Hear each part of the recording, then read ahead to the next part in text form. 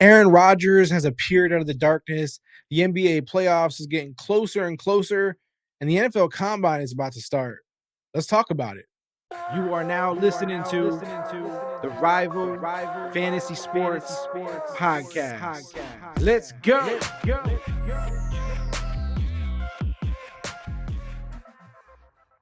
Welcome to the Rival Fantasy Podcast. I'm your host, Neal Maligno. I appreciate you for joining me as always. Today, we got 3 topics. Every week on Wednesdays, we drop these episodes where we talk about the 3 trending sport topics, the things we want to get into. And the first one this week is Aaron Rodgers. Yes, the longtime Green Bay Packer quarterback has had this crazy situation where it almost feels like every season now, is he going to retire? Is he going to return to the Packers? Is he going somewhere else? We never know exactly what's going to happen, but this year he put a little twist on him. This year, Aaron Rodgers decided to go into the darkness, and he was in this retreat, or however you want to describe it.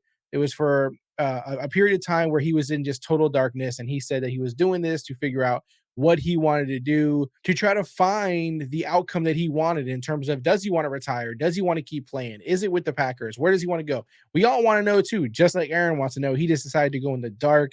It may seem unique to some people. It may seem like a weird way to go about things, but hey, I'm not judging. We are not here to judge at Rival Fantasy. Do your thing. So he's now out of the darkness. He said on a podcast with Aubrey Marcus, which is his friend, and a guy who owns a bunch of different companies and has a podcast and has done a lot of different stuff.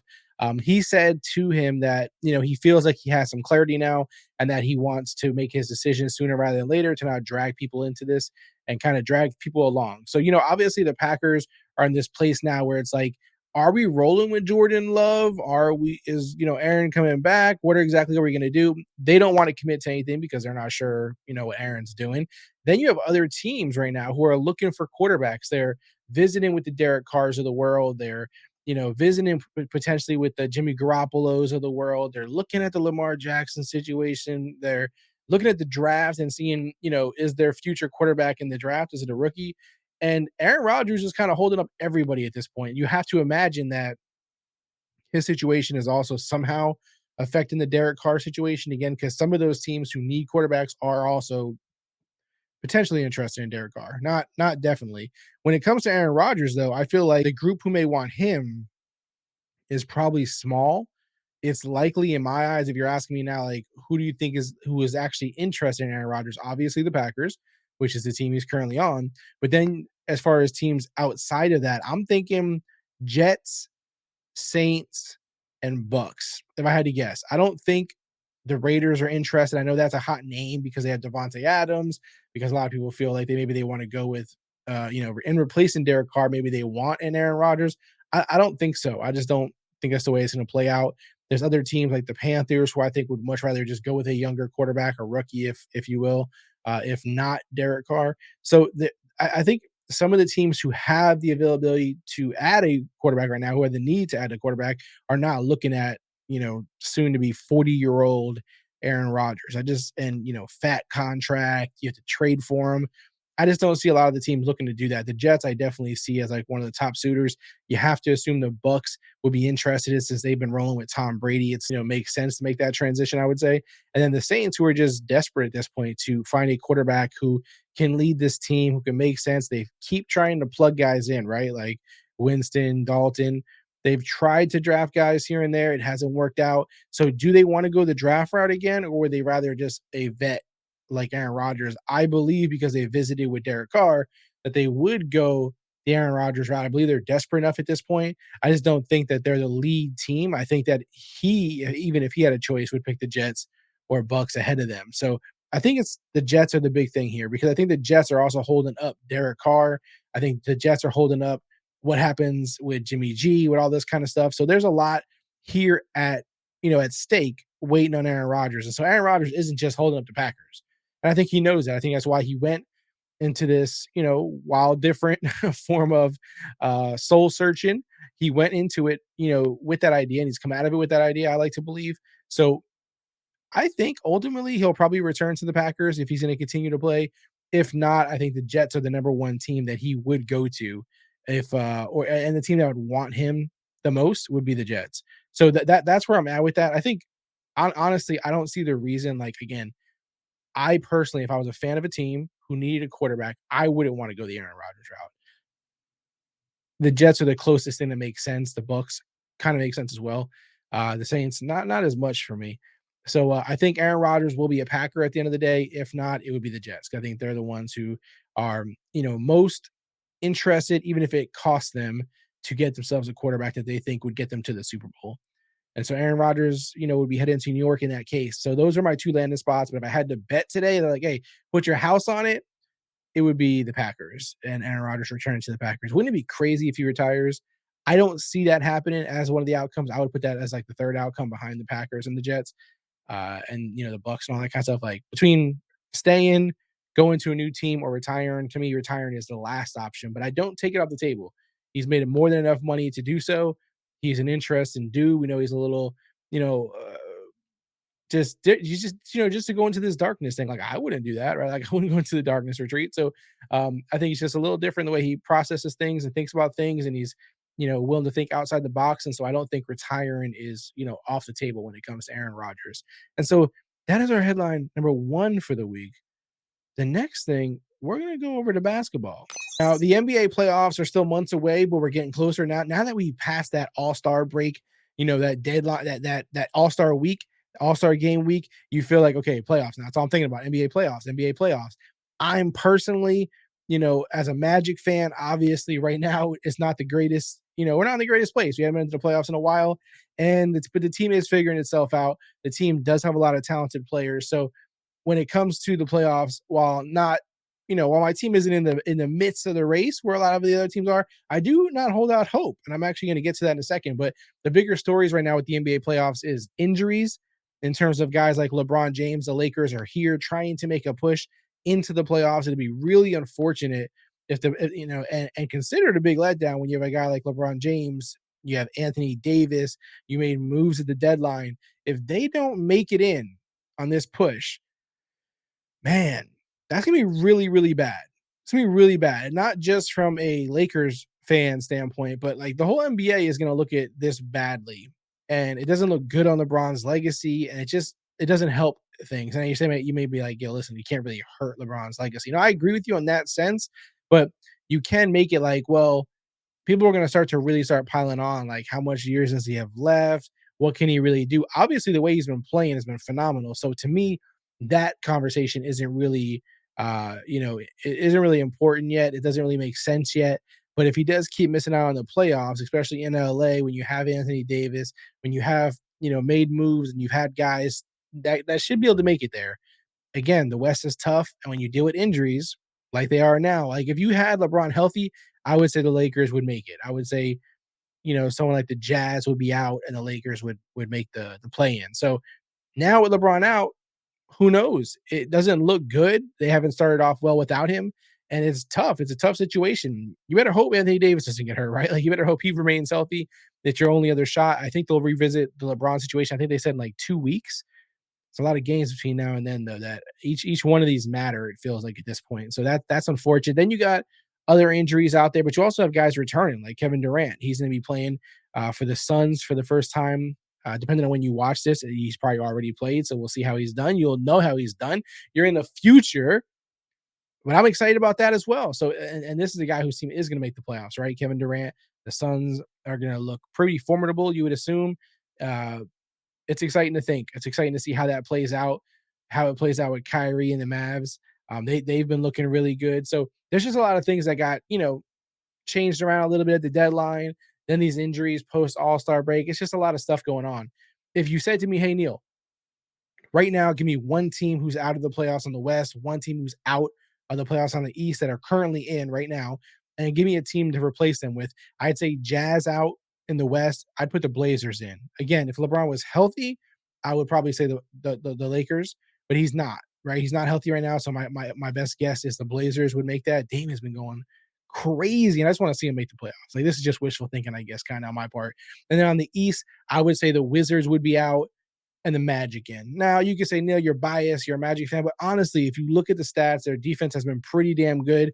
The offense is, coming along. They've kind of made some moves to get rid of guys like Mo Bamba, RJ Hampton. They let these guys move on. Terrence Ross, So they got rid of some of the what, the quote unquote dead weight, no disrespect, guys that you feel like they needed to move out to make some space for the other players who are going to get more and more minutes, right? Like they're starting to find their rotation. They actually have a talented rotation at this point, so they can start to really build this thing. At first, you could tell the plan the whole time was like just keep throwing in talented players, keep throwing in talented players, right? Like let's see who comes out of the pack. Let's see who establishes himself as guys who belong in a playoff rotation. So the team is starting to figure it out now. If they don't make it, it's all good because if you look at the Magic, they have 2 first-round potential top 10 picks in the playoff. I mean, in the NBA draft this upcoming season. So can you imagine like the current team, Paolo, Franz, Cole, Jalen Suggs, Markelle Fultz, Wendell Carter, all these guys, Bol, and then you add 2 more top 10 picks. That's crazy. So if they don't make it in this year, next year, I think it would be disappointing if the team didn't make it in. And I think everybody will expect it at that point. So the Magic are now playing themselves into a point where if this year they made it, surprise. Next year, if they didn't make it, disappointment. But Wizards out, Magic in. That's how we do it for the NBA playoffs. Again, it doesn't matter who's in and out because the playoffs are always exciting. The NBA does a really good job at this. I hope LeBron comes back healthy and can make that final push for the Lakers. It'll be fun to watch. And again, hopefully everyone gets healthy at the right time that can, and really make a push here to make this an exciting NBA playoffs. But I'm excited about it. Obviously, if you're on rivalfantasy.com right now, you can use the pro. If you never signed up for Rival Fantasy, go there now. Sign up. When you sign up, this is important. Use the promo code RIVAL, RIVAL. You will get when you do that, you activate the $50 loss protection instantly. You don't have to do anything else. It just activates it for you. So you can lose up to $50 and still get it back. So it's kind of like playing 50 for free if you want to look at it that way, because you're going to get the money back. If you win, you get to keep it, of course. It's not like we're going to say, hey, you can't have the money. You were betting with, loss protection. You get to keep it if you win, but if you lose, it will protect you on that. That's up to $50 for that. Again, go to Rival Fantasy. They got challenges for the NBA, which is great. Even now, you can just do it now. Don't wait for the NBA playoffs. I know we're talking playoffs, but it only gets more exciting and more intense in the playoffs on Rival. But right now, you could do NBA challenges on there. You could do NBA fantasy book, where basically you're picking over or under on 2 to 5 players. Challenges is just head to head. So if you like, Kevin Durant's playing tonight, right? So if you play Kevin Durant, and then on the other side, there could be, whoever else is playing today. Let's just say the Paolo Banchero. So if you see the challenge, Kevin Durant versus Paolo, you could put 5, 10, 25, whatever you want on one side or the other. And then somebody else picks up the other side of the bet. And there you go. It's a head-to-head challenge based off fantasy points for the game. So it's a lot of fun. Again, rivalfantasy.com. If you haven't signed up, use the promo code RIVAL to get that loss protection activated. Otherwise, again, just visit the site, check it out. A lot of fun stuff, a lot of great games, and it's just continuing to develop every day. There's new games, there's new upgrades, things changing daily. We hope you're enjoying it. If you have any questions, any feedback, feel free to reach out to me on any of our social platforms or in the YouTube comments. Again, any of the social platforms are at Rival Fantasy or in the YouTube comments, rivalfantasy.com. Let's move on to the third headline of the day. The NFL Combine is here. It's here at one of the most exciting time for NFL fans. I know it's crazy because it's like, Neal, the NFL's over. The Super Bowl happened. The Chiefs won. What are you excited about? We have so long on the football until football plays again. You're right. You're right. But I love the NFL draft. I love the infusion of rookies that come into the league. And so if you love those things, then you love the NFL Combine. It's just a fact, right? So if you never watched it, definitely start watching it. But there's no way you're watching this show and you never watched the Combine. Like, it's amazing. It's amazing. So far we've seen like interviews, right? Like we've seen general managers, coaches, players that are in the actual Combine. We've seen them speak. We've seen them answer some questions. There's been some interesting questions being answered out there. In one of the, like, for specifics, like Josh McDaniels for the Raiders, they asked him like, what kind of quarterback are you looking for? And I can't help but feel like when he's talking about what he's looking for, it's kind of like he's basically saying everything that Derek Carr is not. So it's cool to see that. You also see a lot of GMs and coaches pressured about, the contract situations with, again, guys like Aaron Rodgers and what is he going to do? The Lamar Jackson situation. There's just a lot going on. You'd have to, you got guys like Derek Carr and stuff probably meeting with teams down there. So it's a really fluid situation. It's not just for the rookies. It's just finding out how teams where they're at, how their outlook is, what they're expecting. Some of it's just very, canned answers, but it's still good to see them pressured and put to the test on this. But what I'm most looking at for the NFL Combine, and I'm curious what you watch the most. Like, what's your favorite part of the Combine? put it in the comments. I want to see what you guys are really looking for. But for me, this draft, right? This combine is the quarterbacks. Like there's so many interesting quarterbacks in this combine. You got Bryce Young and his size. Like I want to see how much that matters. When you start comparing the other quarterbacks and you start seeing CJ Stroud's size and Anthony Richardson and Levis and all these guys, when you actually put them next to each other or you put their numbers next to each other in this moment, I'm curious to see how that affects just fans, feelings and vibes, but also, of course, it's affecting the teams, right? Like, I wouldn't want my favorite team to draft Bryce Young, for instance, just because of his size. I'm concerned about it, right? It looks not that he's not talented, not that he may not be the best quarterback in the draft, but the size does concern me, especially for a quarterback. So I want to see how Anthony Richardson plays. He's the most exciting player in the draft for me. I think that he can be the next Lamar Jackson, Jalen Hurts, this kind of stuff. And I know people are probably screaming at the screen, Neal, he's so raw. He's so, he's got so much to grow, so much still to do and prove. How can you say such a thing? I'm just saying where the potential's at. And I love potential. And I would love for my favorite team to draft a player like Anthony Richardson. Like, I'm willing to take that gamble. We're seeing how much a quarterback who can move, who can run, who can evade pass rushers, who can extend plays, how much it matters. There's very few quarterbacks who cannot do those things who still have success in the league. So it's a major factor. So while he still has plenty to prove and plenty to grow and plenty of things to do better, you can't take away from that factor that it's there. It matters so much. We watched a quarterback like Daniel Jones, who before this past season was kind of being considered a bust a little bit. Like people were starting to really, turn on him. And New York was starting to feel like maybe he's not the guy. And then he goes out and he rushes for hundreds and hundreds and hundreds of yards, rushes for a ton of touchdowns.